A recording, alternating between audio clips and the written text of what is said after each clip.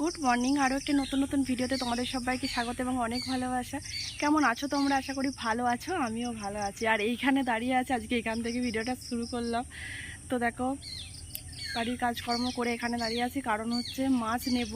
তো মাছওয়ালাটা তো এধার দিয়ে বেরোবে, তো ওই জন্য এখানটা আর কি ওয়েট করছি কখন বেরোবে, নাহলে মাছ পাবো না। বাজারে যাওয়ার মতন এখন কেউ নেই বাড়িতে, তো কিছু তো রান্না করতে হবে। কি আর রান্না করবো, ভাবলাম আজকে মাছ রান্না করি। তো ওই জন্য এখানটা দাঁড়িয়ে আছে, এখানে ছাওয়া ছাওয়া আছে। আজকে কিন্তু স্নান টান কিছু করিনি, কারণ আজকে সোমবার, আর এমনিতেও সকালে অনেক কাজ ছিল, কাছাকাছি ছিল এইসব। তো ওই জন্য পরে স্নান করবো। আর এখন কাছাকাছি হয়নি, ওই যে দেখো সব রয়ে গেছে। তো চলো এখন ওয়েট করি মাছের জন্য। দেখো অনেকক্ষণ দাঁড়িয়ে থাকার পরেও মাছ কিন্তু আমি পেলাম না, তাই রাস্তায় পড়েছিল এই গোবরটা, তো ওইটাকেই তুলে নিয়ে চলে আসলাম বাড়ি। চা হয়ে গেছে, আমি বাকি আছি, তো আমি চাটা খেয়ে নিচ্ছি। এখন বাজে 7:30। ভাবো একবার, 7:30 বেজে গেছে, এখন আমার চা খাওয়া হয়নি। তো এখন চা খাওয়া, চায়ের সাথে কী কী খাচ্ছে দেখো। মানুষ মানে স্লিম হওয়ার জন্য কত কিছু করছে, আর আমি এখানে সকালবেলায় কী কী খাচ্ছি দেখো।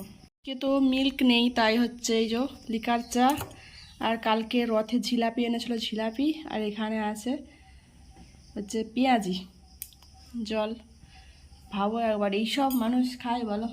চারপাশে গেছে, এবারে চিন্তা হচ্ছে কি রান্না হবে, সেই চিন্তা। কুমড়ো আছে একটু, তো ভাবছি কুমড়ো, পুঁই শাক তো নাই, তাই ভাবছি যে কুমড়ো শাক দিয়েই করবো। রিতমকে বললাম একটু পেরে দে, তো পারতে গেল। চলো তোমরাও সাথে। এই দেখো এইখানে চালাটাতে না অনেক সুন্দর সুন্দর কুমড়ো শাক হয়েছে। ওই কুমড়ো শাক, আবার পেয়ারাটা অমনি করে পারে কেউ? ওগুলো কাঁচা পেয়ারাগুলো। আমি কালকে না পরশু দিন একটা পেরেছিলাম, ভালো কুমড়োটা। আচ্ছা রে, হ্যাঁ দেখ, ওই ডগটা নেবো না খেতে বলতেন। ওই জবা গাছ কাছে চলে গেছে, ওইটা কেটান। ওই বড় পাড়া, ওই যে ওই জবা গাছের কাছে উঠেছে, এইখানটা করে কাট। অত দূরে নয়, ওইখানটায় কাট, ওইখানটায়। হ্যাঁ ওখানটায় কাট দিয়ে ওইটা নিয়ে আয় দেখি। ওই বাবা, অনেকটা বড় রে। চ, এটাতেই হবে। হ্যাঁ, বদমাস ছেলে। স্কুলে যাবে, রান্নাটা আগে করে নিই ঝটপট, তারপরে কাছাকাছিও করবো রান্না করতে করতেই। তো উনানে ভাতটা বসিয়ে দিই, তারপরে সবজিটা কাটবো।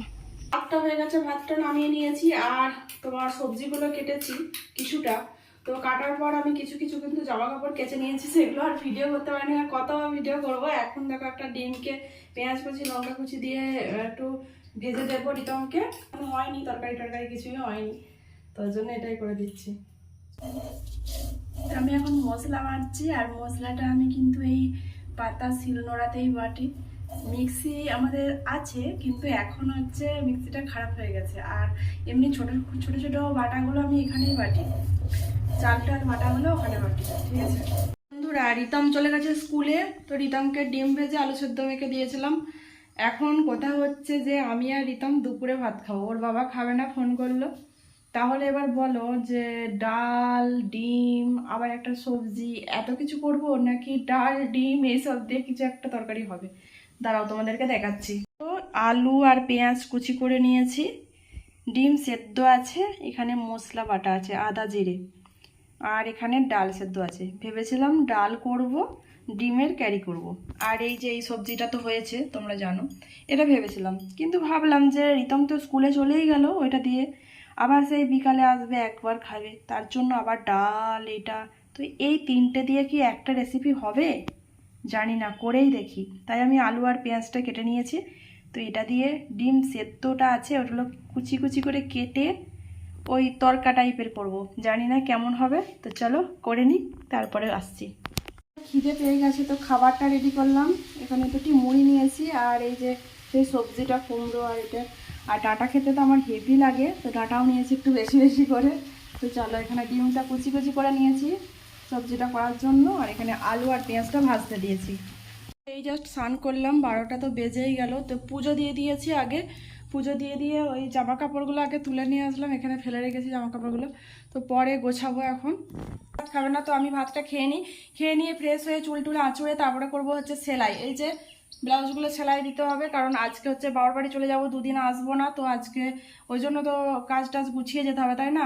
তো বাবার বাড়ি যাব কারণ আছে, সেটা কালকেই দেখতে পাবে, কালকের ব্লগে। তো আজকে যাব সন্ধ্যার দিকে, বর কাজ থেকে আসলে রেডি হয়ে বসে থাকতে বলেছে, কাজ থেকে আসলে তারপরে যাবো। এখন জানি না আমার কপালে কি আছে, যাওয়া আছে কি নেই তাও জানি না। তো এখন আমি খাওয়া দাওয়া করি, চলো পরে আসছি। তো শুভ বিকাল সবাইকে। রিতম স্কুল থেকে এলো 4টের সময়, তো এসেও পড়তে চলে গেল, এখন বাজে 5টা। এখন আমি শর্ট বানাবো বলে রেডি হয়েছিলাম, কিন্তু স্ট্যান্ডটা গেল মুচকে। রিতম বাবা এলে ওকে বলবো সারিয়ে দিতে, আর রিতম তো ফোন ধরতে আজকে পারলো না, কারণ হচ্ছে ও প্রাইভেট চলে গেল। কি আর করবো, বাবার বাড়ি চলে যাবো, একবারে রেডি হয়ে গেছি। তো যাবো কিনা জানি না এখনও, তো রেডি হয়ে গেছে, এভাবেই থাকবে। ভাবছি আর কিছু খুলবো না, এটা পরেই চলে যাবো আজকে। তো এই দেখো, এই শাড়ি এই ব্লাউজ কেমন লাগছে অবশ্যই জানিও কিন্তু। দেখো ফ্রেন্ডস, আজকে কিন্তু বেরিয়ে পড়লাম, আর শাড়িটা চেঞ্জ করে নিয়েছি, ওই শাড়িটা পরতে ভালো লাগছিল না, তো এটা পরে নিয়েছি। এখন বাজে হচ্ছে 6:30 বেজে গেছে, সন্ধে প্রায় হব। তো বড় আজকে সকাল করে চলে এসছে, আজকে প্রথম বোধহয় আমাকে সেজে গুজে বেশিক্ষণ বসে থাকতে হলো না। তো চলো ওখানে যেয়ে কথা হবে। আমি চলে এসেছি, আমি একাই এসেছি, আর এই যে মনি, টুকটুকি, ওর বাবা, আর এই যে ওর মা, এই যে বোন এসে গেছে, আমার মা। এই কি করছিস? গুড মর্নিং ফ্রেন্ডস, আরও একবার বললাম, কারণ বাবার বাড়িতে আছি আর কালকে ভিডিওটা এন্ড করা হয়নি, তো আজকে সকালে আকাশটা তোমাদের সাথে শেয়ার করছি। এত সুন্দর, তোমরা কি বলবে, দারুণ লেগেছিলো। আর নন্দিনী এই ভিডিওটা করেছিল আর কি, তো আমি একটু কাজ করছিলাম তাই জন্য।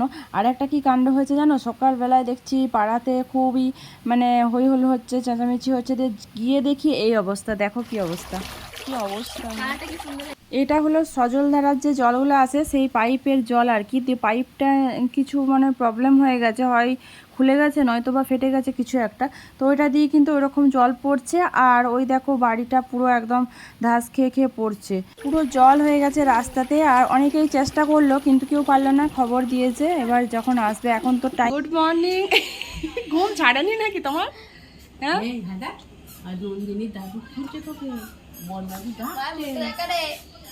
তো বন্ধুরা, আজকে হলো বাবার বাড়িতে বিপত্তারিণী পুজো, তো আজ সকাল সকাল উঠে সমস্ত বাসি পাট সেরে নিয়েছি, এবার স্নান করে নেব, তারপর পুজোর জোগাড় আছে, আরও অনেক কিছু আছে। তো পরের ভিডিওতে দেখবে তোমরা আমাদের বিপত্তারিণী নিয়মকানুন সব কিছু। আজকের ভিডিওটা এ পর্যন্ত, সবাই ভালো থেকো, সুস্থ থেকো, বাই।